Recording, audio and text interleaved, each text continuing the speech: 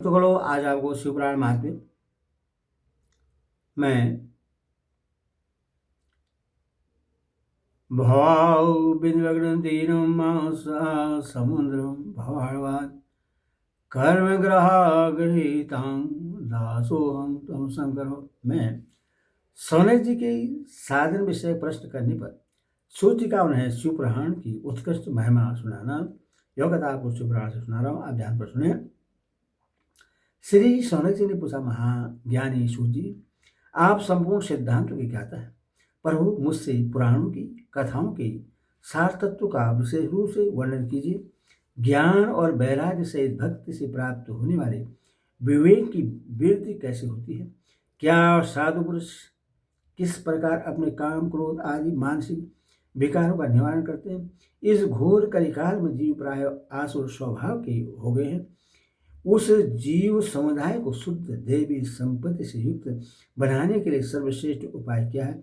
आप इस समय मुझे ऐसा कोई शाश्वत साधन बताइए जो कल्याणकारी वस्तु में भी सबसे उत्कृष्ट एवं परम मंगलकारी हो तथा पवित्र करने वाले उपायों में भी सर्वोत्तम पवित्रकारी उपाय हो, ताकि वह साधन ऐसा हो जिसके अनुष्ठान से शीघ्र ही अंतकरण की विशेष शुद्धि हो जाए तथा उससे निर्मल चित्त वाले पुरुष को सदा के लिए शिव की प्राप्ति हो जाए।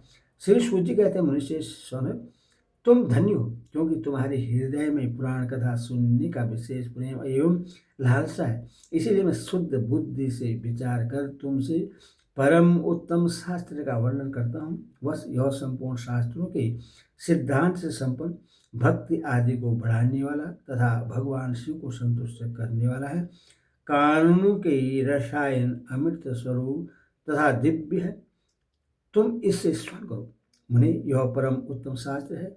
शिव पुराण, जिसका पूर्व काल में भगवान शिव ने ही प्रवचन किया था, यह काल रूपी सर्प से प्राप्त होने वाला महान त्रास का विनाश करने वाला उत्तम साधन है। गुरुदेव व्यास से संतन कुमार मुनि का उपदेश पाकर बड़े आदर से संक्षेप में ही इस पुराण का प्रतिपादन किया है। इस पुराण के प्रणयन का उद्देश्य है कलयुग में उत्पन्न होने वाले मनुष्य के परम हित का साधन। यह शिवपुराण परम उत्तम शास्त्र है। इससे इस भूतल पर भगवान शिव का वाडमय स्वरूप समझना चाहिए और सब प्रकार से इसका सेवन करना चाहिए। इसका पठन और श्रवण सर्व साधन रूप है। इससे शिव भक्ति पाकर श्रेष्ठतम स्थिति में पहुंचा हुआ मनुष्य शीघ्र ही शिवपद को प्राप्त कर लेता है। इसलिए संपूर्ण यत्न करके मनुष्यों ने इस पुराण को पढ़ने की इच्छा की है अथवा इसके अध्ययन को अभिष्ट साधन माना है। इसी तरह इसका प्रेम पूर्वक स्वर्ण और संपूर्ण मनोवासित फलों को देने वाला है।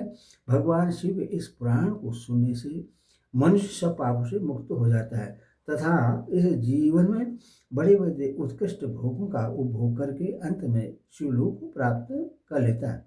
यह शिवपुराण नामक ग्रंथ 24,000 श्लोकों से युक्त है। इसकी सार संहिताएं हैं। मनुष्य को चाहिए कि वह भक्ति, ज्ञान और वैराग्य से संपन्न हो, बड़े आदर से इसका श्रवण करें। सार संहिताओं से युक्त यह दिव्य शिवपुराण पर ब्रह्मा परमात्मा के समान विराजमान है और सबसे उत्कृष्ट गति प्रदान करने वाला है।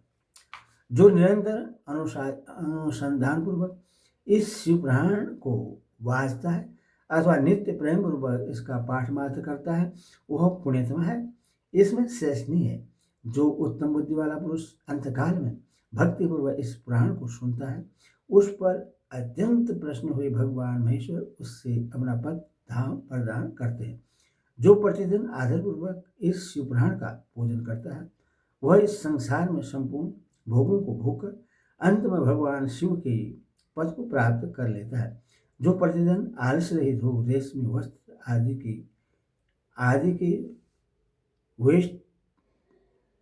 वेस्टर्न से इस शिवपुराण का सत्कार करता है, वह सदा सुखी होता है। यह शिवपुराण निर्मल तथा भगवान शिव का सर्वस्व है। जो यह लोक और परलोक में भी सुख चाहता हो, उससे आदर के साथ प्रयत्नपूर्वक इसका सेवन करना चाहिए। यह निर्मल एवं उत्तम शिवपुराण धर्म, अर्थ, काम और मोक्ष रूप चारों पुरुषार्थों को देने वाला है।